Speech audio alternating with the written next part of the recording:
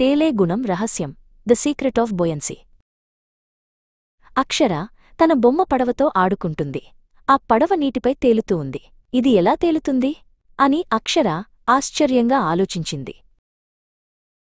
ఆమె ఒక చిన్న రాయిని తీసుకుని నీటిలో వేసింది. దబ్! రాయి వెంటనే మునిగిపోయింది. అయ్యో, రాయి ఎందుకు మునిగిపోయింది అని అక్షర గట్టిగా అనుకుంది. అక్షర తాతయ్య, రాఘవేంద్ర అక్కడికి వచ్చారు. ఏమైంది అక్షరా అని అడిగారు. అక్షర తన ప్రశ్నను తాతయ్యకు చెప్పింది. తాతయ్య నవ్వి, కొన్ని వస్తువులు నీటిపై తేలుతాయి, కొన్ని మునిగిపోతాయి.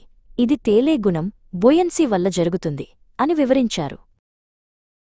ఒక వస్తువు తనకంటే తక్కువ బరువున్న నీటిని పక్కకు నెడితే అది తేలుతుంది. తనకంటే ఎక్కువ బరువున్న నీటిని పక్కకు నెడితే అది మునిగిపోతుంది అని తాతయ్య చెప్పారు. ఆయన ఒక చిన్న ఆకును నీటిలో వేశారు. అది తేలింది. తరువాత తాతయ్య ఒక చిన్న చెక్కముక్కను నీటిలో వేశారు. అది కూడా తేలింది. చూశావా, ఈ చెక్కరాయి కంటే పెద్దది అయినా తేలింది అని తాతయ్య అన్నారు. ఒక వస్తువు ఆకారం కూడా తేలడానికి సహాయపడుతుంది. పెద్ద ఓడలు చాలా బరువుగా ఉన్నా అవి నీటిని చాలా పక్కకు నెడతాయి కాబట్టి తేలుతాయి అని తాతయ్య వివరించారు.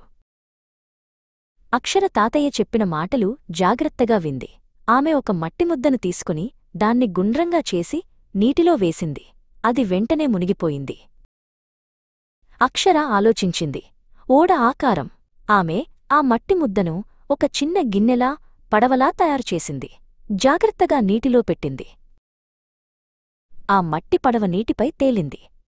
అక్షరముఖం ఆనందంతో వెలిగిపోయింది. తాతయ్యా, నాకు అర్థమైంది. తేలే గుణం చాలా బాగుంది అని అరిచింది.